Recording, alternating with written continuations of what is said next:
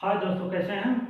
मैं मोहम्मद मुख्तार आपका मैं अपने YouTube चैनल शुभम संगम पर स्वागत करता हूं।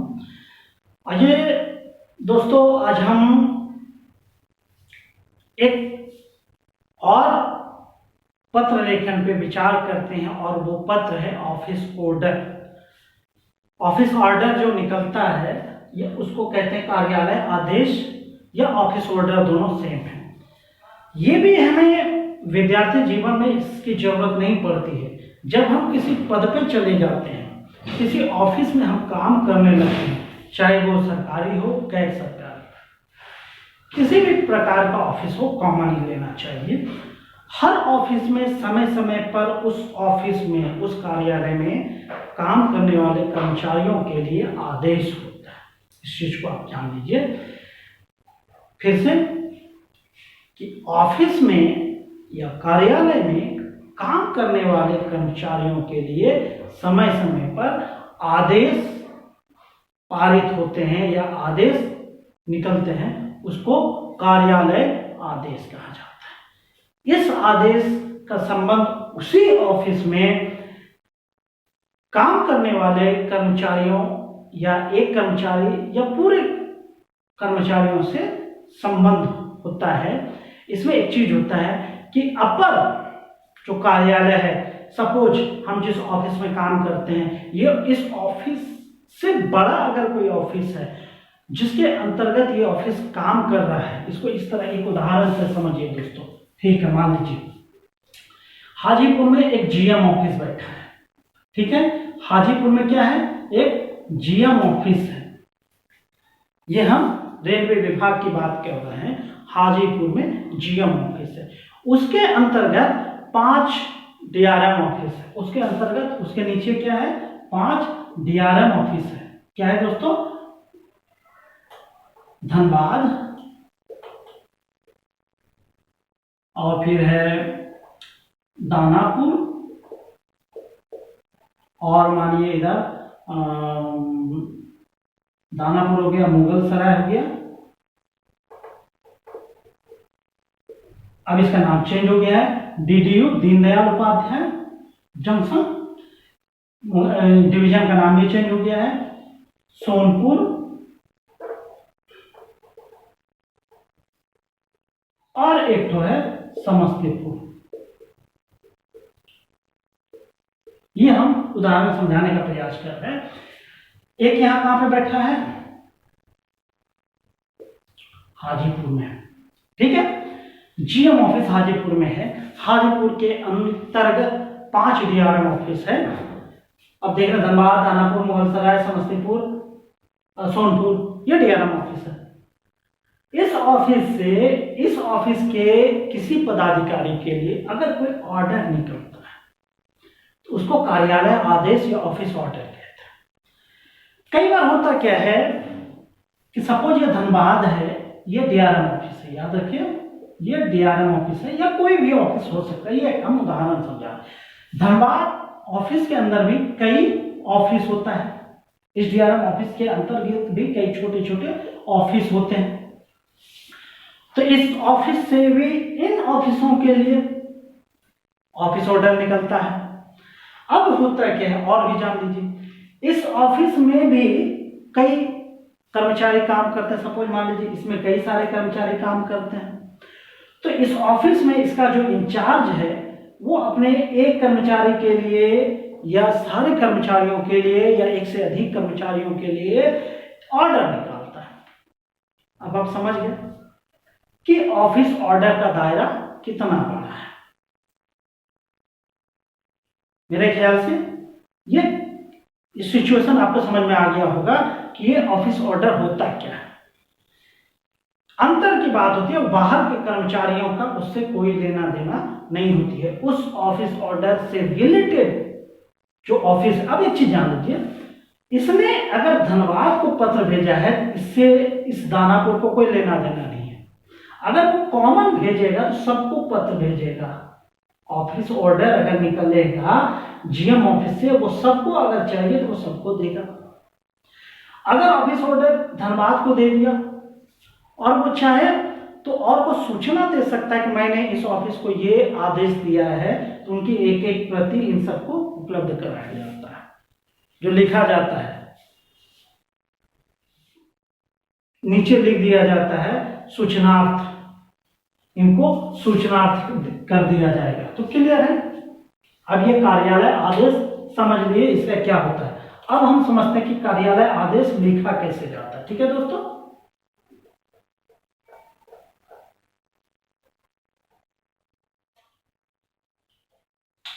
आइए समझते हैं। कार्यालय आदेश जब लिखा जाता है, इस पत्र को पहचानना बहुत ही आसान है, और वो ये है कि उस पत्र के सबसे ऊपर में ही लिख दिया जाता है ऑफिस ऑर्डर। ठीक है, उस पत्र के सबसे ऊपर लिखा जाता है ऑफिस ऑर्डर। मान लीजिए यह एक पेज है, यह पेज है, पेपर है जिसमें कार्यालय आदेश निकला है। तो इसमें चूंकि कार्यालय शब्द से स्पष्ट है कि इसमें पत्र होगा।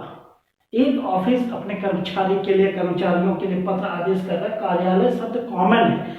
सरकारी पत्र या कार्यालय पत्र में भी आपने देखा था, मैंने वहां पे पत्र संख्या बताया था, यहाँ भी पत्र संख्या हम बता रहे हैं। ठीक है दोस्तों, तो यहां जब निकलता है तो सबसे ऊपर बाएं तरफ, या कहे आपके बाएं तरफ, पेज के दाएं तरफ, यहाँ पे पत्रांक दिया रहता है या पत्र संख्या जो भी बोलिए। ठीक है, उसके जस्ट नीचे हो जाता है दिनांक। हो गया पत्रांक या दिनांक। एक चीज और गौर कीजिए, अगर एक ही ऑफिस, मान लीजिए डीआरएम ऑफिस धनबाद से उसके कर्मचारियों के लिए, अपने कर्मचारियों के लिए कोई आदेश पारित किया, तो पत्रांक यहां देखिए, स्थान दिनांक यहां दे देगा, जैसे आपने सरकारी पत्र में देखा तो सेम हो जाता है, और नीचे लिख दिया जाएगा कार्यालय आदेश। लेकिन हुआ क्या है कि अगर हाजीपुर से पत्र लिखा गया है, जैसे हमने बताया जीएम ऑफिस से अगर डीआरएम ऑफिस धनबाद को पत्र लिखा गया है, तो यहां पे लिख देगा, इधर दाएं तरफ आपको जिस ऑफिस से यह पत्र निकला है वो लिख दिया जाएगा महाप्रबंधक।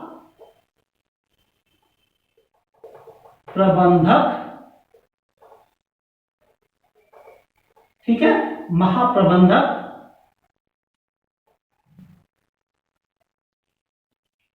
कार्यालय।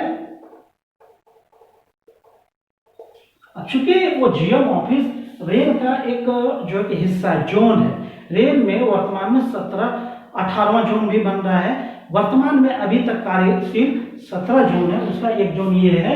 तो ये जो जीएम ऑफिस है, तो लिख देगा पूर्व मध्य रेलवे, पूर्व मध्य रेल हाजीपुर। मतलब हो गया इधर पर कार्यालय लिख देगा कि जहां से लिखा गया। ठीक है, क्लियर हो गया। इधर पत्रांक दिनांक, यहां पे वो ऑफिस लिख दिया गया जहां से यह इश्यू हुआ है, जहां से यह निर्गत हुआ है ये पत्र। अब यहां पे इस जगह लिख दिया जाएगा कार्यालय आदेश। ठीक है, सबसे बीच में लिख दिया गया कार्यालय आदेश। मैंने पहले ही कहा कि कार्यालय आदेश को पहचानना बहुत ही आसान है, और वो है कि सबसे ऊपर ही लिख दिया जाता है कार्यालय आदेश या ऑफिस ऑर्डर। चूंकि होता है कि यह आदेश एक कर्मचारी या अनेक, एक से ज्यादा कर्मचारी या सभी कर्मचारियों के लिए निकलता है। मान लीजिए ये ऑफिस ऑर्डर एक कर्मचारी के लिए निकला है, तो कुछ न हेडिंग पेडिंग देगा, लिख दिया जाएगा, उसका नाम लिख दिया जाएगा, इसमें विवरण रहेगा सीधा। इसमें क्या रहेगा, यहां से शुरू करेगा,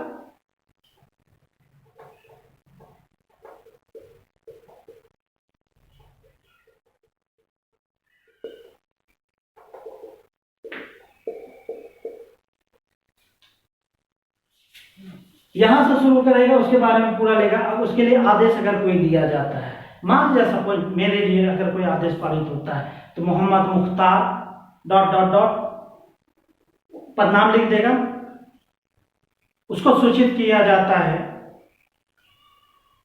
वह जो है कि तत्काल प्रभाव से इस विभाग का कार्यभार संभालें। यहां पे आदेशानुसार संभालें। उसके बाद यहां से आपका साइन हो जाएगा, सर अधिकारी का यहां साइन हो जाएगा। यहां पे अब जो साइन करेंगे हस्ताक्षर हो गया और नीचे नाम होगा या कहिए पदनाम हो जाएगा, नाम या पदनाम हो गया। और चूंकि दिनांक ऊपर है, यहां दिनांक देने की जरूरत नहीं, वो अपना हस्ताक्षर करेंगे तो वो दिनांक दे सकते हैं। साइन जब भी करना है तो दिनांक देकर साइन करना है। ठीक है दोस्तों, क्लियर है। अगर मान लीजिए 1 से अधिक कर्मचारियों के लिए लिखा जाता है तो यहां पे लिखेगा निम्नलिखित कर्मचारियों को आदेश दिया जाता है कि वह तत्काल प्रभाव से अमुक कार्यालय में या अमुक विभाग में अपना योगदान इस तिथि से इस तिथि तक दे। हो गया। तो यहां पे अगर 1 से अधिक कर्मचारियों को देगा, इसमें विवरण हो गया। क्लियर हो गया, समझ गए यहां पे दोस्तों कि विवरण देना है। फिर से समझाने की जरूरत नहीं, इसमें विवरण दिया रहेगा। अब मान लीजिए 1 से अधिक कर्मचारियों को दिया जा रहा है तो यहाँ पे वो सीरियली नंबर करके लिख सकते हैं उनका नाम, 2 नंबर 3 नंबर। अगर विवरण अगर कहीं भी नाम लिख दिया, नीचे लिखने की जरूरत नहीं है, कहीं पे भी उसका नाम होगा कि अब सपोज एक उदाहरण से निम्नलिखित कर्मचारियों को या पदाधिकारियों को यह सूचित किया जाता है कि कोविड महामारी के चलते संक्रमण दर बहुत तेजी से बढ़ रहा है, अतः आप अपने अधीन कार्यरत कर्मचारियों की सुरक्षा को ध्यान में रखते हुए उन्हें 1/3 के हिसाब से ऑफिस आना सुनिश्चित करें। लिख देगा, उसका नाम लिख देगा यहां जिसका है, सपोज लिख दीजिए, अगर यहां लिख दिया श्री मुरारी वरीय कार्यालय अधीक्षक पूर्व मध्य रेल हाजीपुर धनबाद, जो भी हो, दूसरा लिख दिया इसी तरह लिख दिया। ये हो गया ऑफिस ऑर्डर। ये कोई बाहरी कर्मचारियों के लिए नहीं लिखा जाता है, वो अपने कर्मचारियों के लिए लिखा जाता है। क्लियर हो गया दोस्तों। इस तरह आपने देखा, हालांकि ये विद्यार्थी जीवन में इसकी जरूरत नहीं होती है, लेकिन जानकारी रखना तो जरूरी है ये दोस्तों। इस तरह एक बार और से हम देख लेते हैं कि कार्यालय आदेश कार्यालय में कार्यरत कर्मचारी या कर्मचारियों के लिए जारी होता है। यह जिस कार्यालय से जारी होता है वो उस कार्यालय के अधीन कार्यरत कर्मचारियों के लिए होता है। यह क्लियर हो गया।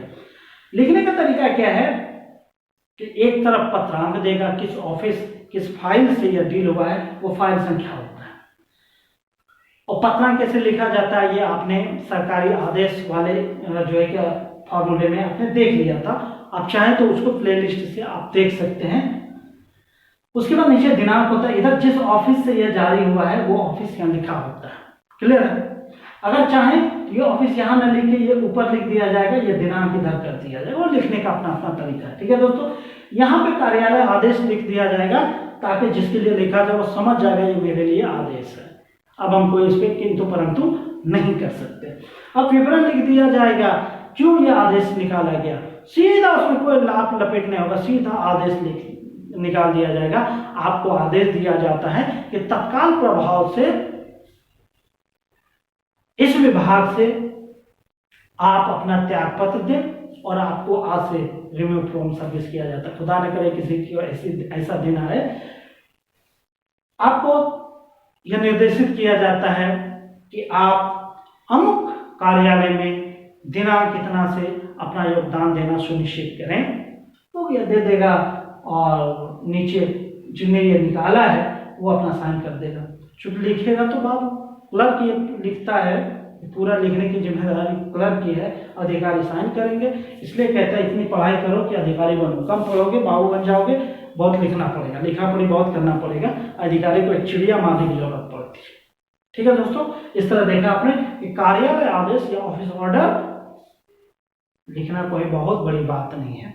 इस तरह दोस्तों अब हम चाहते हैं कि हिंदी वाले चैप्टर को हम क्लोज करें, इसके बाद हम कुछ और जो है अन्य सब्जेक्ट्स पर बात करें और हम कोशिश करेंगे कि जितनी भी जल्दी से जल्दी हो सके आपका इस कोविड महामारी में वर्क फ्रॉम होम का फायदा लेते हुए आपको भी हम अपने जो है कि कंपटीशन के लिए हम तैयार कर सके। इसी उम्मीद के साथ कि आप भी अपने जीवन में ऊंचे से ऊंचा मुकाम हासिल करें। इसी के साथ थैंक यू। जय हिंद, जय भारत।